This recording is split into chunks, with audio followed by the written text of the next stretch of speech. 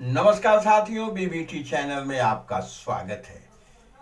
उत्तर प्रदेश में भारतीय जनता पार्टी धोखा खाने वाली है। जिस तरह से उसके चिंतक बिना ग्रास रूट की जानकारी इकट्ठा किए सत्यता से उलट जो मीडिया है, खासकर गोदी मीडिया, उसके निर्णयों पर, उसके बताए हुए संकेत पर जो भाजपा चल रही है, भारतीय जनता पार्टी को भारी नुकसान हो सकता है 2024 के चुनाव में। उदाहरण आपको बता देते हैं कि जब भारतीय जनता पार्टी की पहली बार सरकार उत्तर प्रदेश में बनी, मुख्यमंत्री बन गए योगी आदित्यनाथ जी और उप मुख्यमंत्री बन गए केशव मौर्य जी। दोनों मेंबर ऑफ पार्लियामेंट थे, दोनों को त्यागपत्र देना पड़ा। वहां चुनाव हुए, उपचुनाव, और उपचुनाव में जैसा कि बहुजन समाज पार्टी आजकल कोई उपचुनाव नहीं लड़ती है, बहुजन समाज पार्टी चुनाव मैदान में नहीं थी, लेकिन केंद्र और उत्तर प्रदेश में होते हुए मुख्यमंत्री और उप मुख्यमंत्री की छोड़ी हुई पार्लियामेंट की सीटें भारतीय जनता पार्टी हार गई।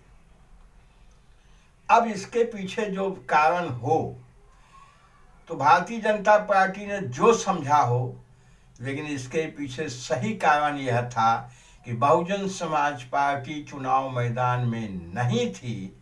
बहुजन समाज पार्टी के चुनाव मैदान में नहीं होने से समाजवादी पार्टी को फायदा पहुंचा और दोनों सीट समाजवादी पार्टी जीत गई। और इसका एक ताजा उदाहरण आप फिर देख लीजिए, घोसी विधानसभा का उपचुनाव। घोसी विधानसभा के उपचुनाव में दारा सिंह चौहान ने त्यागपत्र दिया, फिर भारतीय जनता पार्टी में शामिल हुए और भारतीय जनता पार्टी के वे प्रत्याशी थे।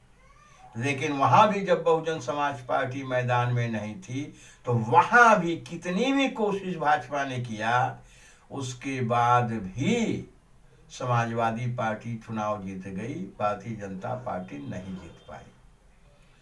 अब कयास क्या लगते हैं कि यह जो जमात है न जानने वालों की, वो ये कहते हैं कि भारतीय जनता पार्टी की बी टीम है बहुजन समाज पार्टी। बहुजन समाज पार्टी को बी टीम बताने वाले ये कौन लोग हैं? ये वही लोग हैं जो समाजवादी पार्टी का फायदा चाहते हैं और भारतीय जनता पार्टी का नुकसान चाहते हैं। बहुजन समाज पार्टी जिस दिन मैदान में रहेगी, उस दिन बहुजन समाज पार्टी की ताकत में इजाफा हो जाता है और समाजवादी पार्टी की ताकत नीचे आ जाती है। यहाँ एक चीज और हम गौर करें कि जो मीडिया है ये क्या कह रहा है कि दलितों की बात करने वाली बहुजन समाज पार्टी और उसकी नेता मायावती जी को कहते हैं बी टीम है भारतीय जनता पार्टी की। दूसरी तरफ मुस्लिमों की बात करने वाले AIMIM के अध्यक्ष असदुद्दीन ओवैसी को कहते हैं कि भाजपा की बी टीम है। वो मुसलमानों की बात करते हैं, ये दलितों की बात कर रही हैं, बहुजन की बात कर रही हैं, तो इनको B team Bharatiya Janata party की बता रहे हैं। अब सत्यता क्या है? सत्यता यह है कि जो दलितों और मुस्लिमों की बात करता है, उसको भाजपा की बी टीम बता के उनका मनोबल तोड़ने का काम किया जा रहा है। लेकिन सत्यता यह है कि मुस्लिम और दलित जब कांग्रेस से निकला है बाहर, तो कांग्रेस उत्तर प्रदेश में साफ हो गई है। तो ये कांग्रेस के लोग इस तरह की बातें करते हैं और कुछ मीडिया है जिनको अंदाज नहीं है, उनको लगता है कि ये करने से भारतीय जनता पार्टी को फायदा पहुंचेगा। सीधा सीधा फैक्टर है। वोट अब विचारधारा पे जा रहे हैं, वैचारिक स्तर पे वोट ट्रांसफर हो रहे हैं। अब उत्तर प्रदेश से बहुजन समाज पार्टी के खेमे से कोई दलितों में चमार जाति का वोट, जाटव जाति का वोट, कोई समाज का वोट बहुजन समाज पार्टी से हटा नहीं सकता है। कुछ नेता भरे हों अन्य पार्टियों में अपने टिकट वोकट के चक्कर में हों, लेकिन जो जनरल वोट है वो इस तरह से मानसिक रूप से उनकी सफाई हो चुकी है, उनका माइंड वॉश हो चुका है, वो बहुजन समाज पार्टी को नहीं छोड़ सकते हैं, चाहे जिस स्थिति पर हो। बहुजन समाज पार्टी को वोट करेंगे चाहे उसका परिणाम कुछ भी दिखाई दे। अब इस तरह का ही चिंतन अगर दलित समाज के पास आ गया है और कहीं मुस्लिम समाज के पास इस तरह का चिंतन आ गया तो इस देश में एक दूसरी धारा आगे बढ़ जाएगी। और कहीं अगर ऐसी परिस्थिति बन जाए, और हमने देखा है कि पिछले चुनावों में और खासकर जो पिछला 2019 का पार्लियामेंट हुआ उसमें जहां जहां दलित और मुस्लिम का कॉम्बिनेशन हुआ वहां भारतीय जनता पार्टी धाराशाही हो गई। कमोबेश इसी स्थिति में इस बार भी बनने वाली है। और भारतीय जनता पार्टी जो ये सपना देख रही है, जैसे अभी कल मैं कोई चैनल देख रहा था तो उसमें ये बता रहे कि 10% नुनिया वोट है।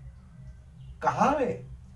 मल्लाहों का वोट उटपटांग बताया जा रहा है, निषाद समाज का इतना वोट है। तो ऐसा कुछ नहीं है, सब गलत है। सही आंकड़े कोई न देखने की कोशिश करता है, न निकालने की कोशिश करता है। तो इसलिए ये बहुत से ऐसी जातियां जो भारी संख्या में हैं उनकी गिनती नहीं होती है, उनको उसी में जोड़ दिया जाता है, उसी में गिन लिया जाता है। तो ये नेता करते हैं उनके अपने फायदे के लिए। तो इसलिए गलत जोड़ घटाना जो करता है तो परिणाम भी सही नहीं दिखाई देता है। अब निश्चित रूप से हमें जो लगता है कि बहुजन समाज पार्टी जिस तरह से अपनी तैयारी कर रही है, समाजवादी पार्टी जिस तरह से बहुजन समाज पार्टी से दूरी बना रही है, उस तरह से बहुजन समाज पार्टी को उत्तर प्रदेश में या पूरे देश के पैमाने पर कम आंकना एक भयंकर भूल होगी। अब चुनाव नजदीक आ रहा है, घोषणा के बाद अगर कोई ऐसी परिस्थिति बनती है कि संपूर्ण विपक्ष एक हो जाए तो कांग्रेस के पास कहीं वोट ही नहीं है, अन्य दलों के पास कहीं वोट ही नहीं है उत्तर प्रदेश में। उत्तर प्रदेश में अगर किसी के पास सबसे ज्यादा तनहा वोट है तो वो मायावती जी हैं। अखिलेश यादव जी के पास भी उतना तनहा वोट नहीं है उनके समाज का। मुस्लिम साथ छोड़ दे और जहाँ साथ छोड़ देता है वहाँ स्थिति उनकी खराब हो जाती है। समाजवादी पार्टी के साथ कोशिश के बावजूद अन्य कोई जात, खासकर यादव बिरादरी ही उनके पास है। लेकिन यादव बिरादरी के साथ एक ये भी चक्कर है कि किसी भी पार्टी से अगर यादव बिरादरी सामने आ गया और समाजवादी पार्टी का दूसरा जात का प्रत्याशी हुआ तो वहाँ का लोकल यादव समाज अपने जाति वाले को वोट करेगा, समाजवादी पार्टी को चिंता नहीं करता है। लेकिन बहुजन समाज पार्टी में उलट है, किसी भी पार्टी से किसी जात का कैंडिडेट आवे, भले वो फॉरवर्ड ही क्यों न हो, अगर बहुजन समाज पार्टी के हाथी पे बैठ के आया है तो वो उन्हीं को वोट करते हैं। तो ऐसा है साथियों, अब देखना है कि ये चुनाव घोषणा के बाद क्या परिस्थिति बनती है, उसके हिसाब से फिर काम होगा। बस साथियों, एक चिंतन आपके सामने पेश किया है। अच्छा लगे तो लाइक करिएगा, शेयर करिएगा। हमारे चैनल पे मेहमान हैं, पहली बार आए हैं, सब्सक्राइब अवश्य कर लीजिएगा। बहुत बहुत धन्यवाद। नमस्कार।